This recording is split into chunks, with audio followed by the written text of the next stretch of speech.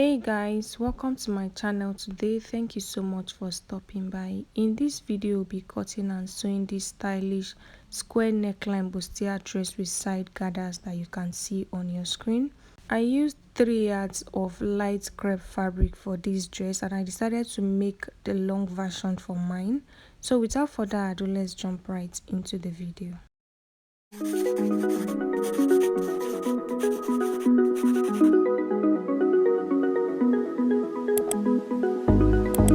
So I'll start by drafting on my pattern paper. I'll be using this pattern paper for both the front and the back. So the first thing I'll do is to take out my zipper allowance of 1.5 inches. I'll mark all the way to the end of the pattern paper and I'll connect all the dots into a straight line. After doing that, I'm going to fold it in. So this is the zipper allowance. I'll fold it in and then I'll go ahead and start taking my points. The first point I'll take is the distance from my shoulder to my bust point, which is 10 inches. The next point is the distance from my shoulder to my under bust point, which is 13 inches. The next point is the distance from my shoulder to my waist point, which is 16 inches. The last point is the distance from my shoulder to my hip point, which is 23 inches. After marking all the points, I'll go ahead and roll straight lines across. So you can also take your dress length, and the length of your dress is going to depend on how long you want your dress to be. After doing that, I went in by half of my shoulder measurement, which is 8 inches. On that 8 inches, I came down for my shoulder slope. So the neck width I'll be using is 5 inches. So I indicated the 5 inches. After doing that, I slanted from the 1 inch shoulder slope to the 5 inches like this. The next thing I did was to place my tape on the shoulder slope and I came down by my armhole depth, which is 7.5 inches. On that 7.5 inches, I rolled a straight line across. After doing that, I took the same 8 inches that I have on the shoulder line on that particular line and I connected the dot from the shoulder slope to the dot on the new line, which is the chest line. The next thing I did was to mark the middle of the straight line. After marking the center, I will indicate the center with a dot. On that dot, I'll come in by half an inch. I'll also indicate the half an inch with a dot. On the chest line, I'll place my bust circumference divided by 4. After doing that, I'll connect from the shoulder slope to the half an inch and from there to the dot that I have on the chest line, which is my bust circumference divided by 4. The next thing you do is to determine your neck depth. So for now, I'll be going down by 7 inches. And then what I'll do is to mark the same 5 inches, which is my neck width on that point. And then I'm going to connect like this. It's a square neckline. So after connecting the neckline, this is what I have. So the next thing I'll do is to mark half of my nipple to nipple measurement, which is 4 inches on all the lines.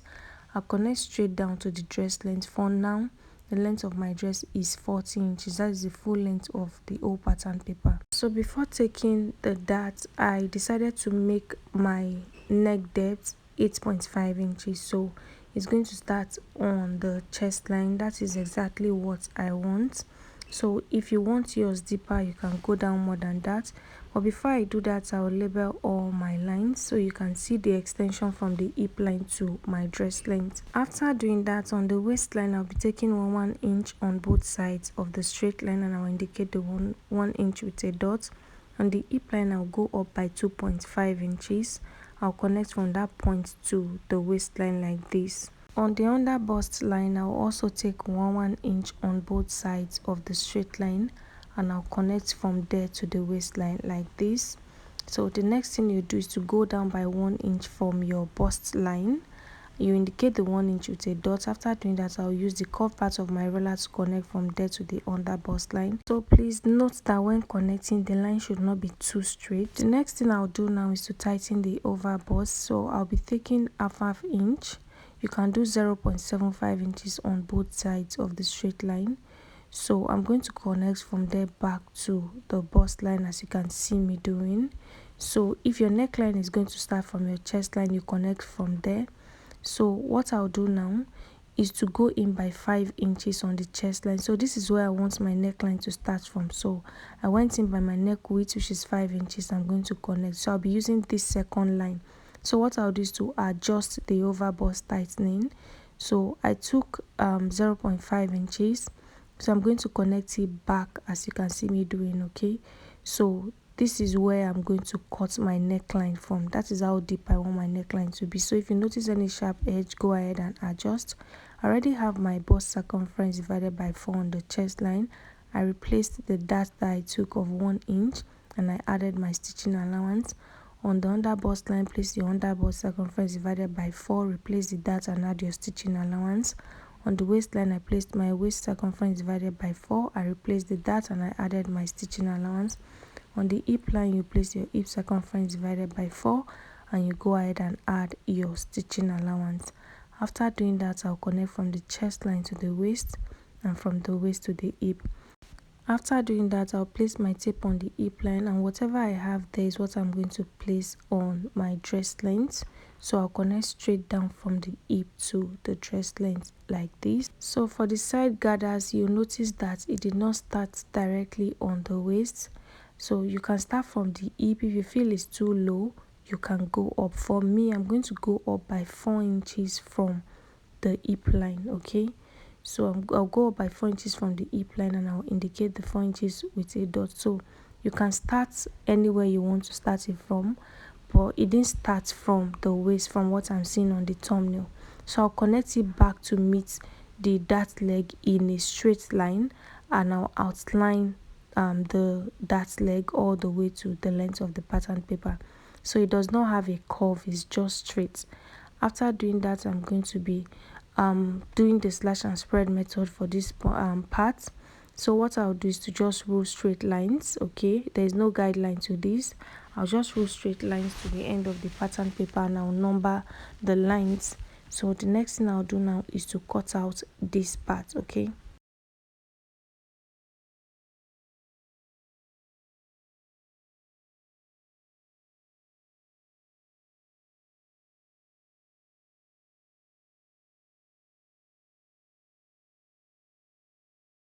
After cutting, guys, this is what I have.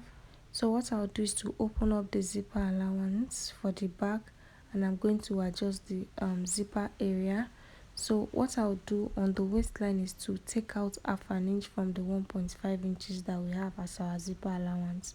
So on the waistline, I'll mark half an inch. I'll connect from that half an inch upward and I'll connect it downward, and I'll just trim it out like this. So I'm going to place this on my fabric folded into 2. So this is the side back. So we don't want this curve on the bust area of the back. We want a regular dart for the back. So I'm going to place them on each other. That way I'll cover the bustier curve that we have there. So just look at the way I'm placing it. So if this is too stressful for you, you can go ahead and draft out the back, okay? I'm doing this because I didn't have another pattern paper to draft out the back. So I went ahead to pin everything down. So for the back neckline, I don't want it to be as deep as that of the front. So what I did was to go up by 3 inches from the front neckline. So that is how deep I want the back depth to be. So I went ahead to connect like this. You can also do a round neckline, okay, depending on how deep you want it to be. So I'm going down by 3 inches. You will go ahead and just connect like this. The most important thing is that the shoulders should match, okay? So I went ahead to also mark out my zipper allowance on that point. So I'll be cutting out this square at the back. That is what I want. I don't want a round neckline for the back. So I'll be adding half an inch all the way around, except the zipper area and the sides, because I've already added my stitching allowance to the pattern paper. I'll use my chalk to mark out the dart in between the two, as you can see, and I'll go ahead and add half an inch all the way. So because I want the length of my dress to be about 50 inches, I added about 10 inches to the base of the pattern paper, as you can see. So after cutting, this is what I have. I'll notch my zipper allowance and then I'll mark out my dart, okay? So after doing that, I'll remove the pattern paper and I'll transfer this dart from here to the other side of the fabric, okay? So I'm using my hand to just trace it out. After doing that, I'll turn it to the other side. So make sure you're marking this dart on the wrong side of your fabric, okay? So I'll go ahead and connect my dart like this. So what I'll do is to head over to my sewing machine to take in the dart. So after cutting, this is what I have. If you have enough fabric, go ahead and cut out your lining. If you don't, cut out facing that you'll be using to turn everything inside out. So for the front, I went ahead to fold my fabric into 2 and I placed the pattern paper. I added half an inch all the way around. on the base I added the extra 10 inches like I did for the front, so the back, sorry. So I went ahead to remove my pattern paper. This is what I have for the center front. It's on fold. So what I'll do is to pin the two sides fronts, as you can see me doing. I'll head over to my sewing machine to sew with the 1/2 inch that I left as my stitching allowance. After doing that, cut out facing to pipe your neckline, okay, or cut out lining to sew, okay. So after doing that, this is what I have. So you can see that I went ahead to use my fabric as my facing for the back. I also ironed my zipper allowance in place, and I've also taken in my darts. Okay, so this is what I have for the back. So the next thing I'll do is to fix my zipper in place. After doing that, I've also piped the neckline of the front using my fabric, as you can see. So this is what it looks like. I'm going to join the shoulders together, and I'll join the sides together using my stitching allowance. So I'll use 1/2 inch on the shoulders, and I'll use my 1.5 inches on the side. So for the ruffles on the shoulder, the one on the thumbnail, organza was the fabric they used, but I'll be using this hard net for mine. The length is about 60 inches. The wideness depends on you, so just go ahead and sew on the middle and keep gathering just like you see me doing. You sew all the way to the end. So I've joined the shoulders in place. I've also sewn the side in place, and this is what I have. I fixed my zipper also. I've also gone ahead to gather the net in place, and this is what I have. I just gathered the center of the net. So what you do now is to place the net. For me, I'm placing from the armhole area, and then I'll curve it back to the shoulder. So you can place it how you want it. You can decide to place it on the center of your shoulder. After placing, go ahead and stitch, okay. So after placing the net, I went ahead to stitch it, and this is what I have. It didn't get all the way to the zipper allowance at the zipper at the back. I just stopped at the end of the neckline. So this is what it looks like at the front and also at the back. So the next thing we'll do is to slash and spread. So I'll label the pattern paper, the side, which is number 5, the center, which is number 1, the up and the down, so I know which goes where. I'm going to slash through all the pattern paper. I've gone ahead to fold my fabric into 2. So I'll mark 1 inch from the upper part of the fabric. This 1 inch is going to be my stitching allowance. So after marking all the way to the end, I'll start spreading my pattern paper. So this is the side of the fabric that is folded. I'll be placing number 5, which is the side. I'll use my pin to hold it down, and then I'm going to spread by 4 inches. So it depends on how wide you want the fabric for the ruffles to be. So by 5 inches you place the next one, by 6 inches, by 10 inches, depending on how full you want it to be. So I have enough fabric, so I decided to space that of number 2 and 1. If I had another pattern paper, it would have been between them. So I'm using the old fabric that I have here. So make sure you extend the base if you did that for the bodies of the dress, okay. So remember, I extended my pattern paper by 10 inches, so I extended the fabric for the ruffle by 10 inches too. Since the area we are going to be pleating the ruffle is straight, we don't have to cover out the upper part. All I did was to notch the center, which is the folded end, and I'm going to remove my pattern paper. So the next thing we'll do now is to sew the ruffle to the main body. So remember, you are going to have 2 pieces of fabric for the ruffle. So this is for one side of the ruffle. I have another one for the other side of the ruffle. So what I'll do is to join the center first. So this part that you notched is going to be pleated on this part, okay. That is the waist area. But before we pleat it, we are going to join the side, okay. So the side is the part of the fabric that is open, while the center is a part of the fabric that is closed. So the 2 sides of the fabric that is open is where we are going to sew to the center of the dress, okay. So in case you don't understand what I'm saying, just follow what I am doing, okay.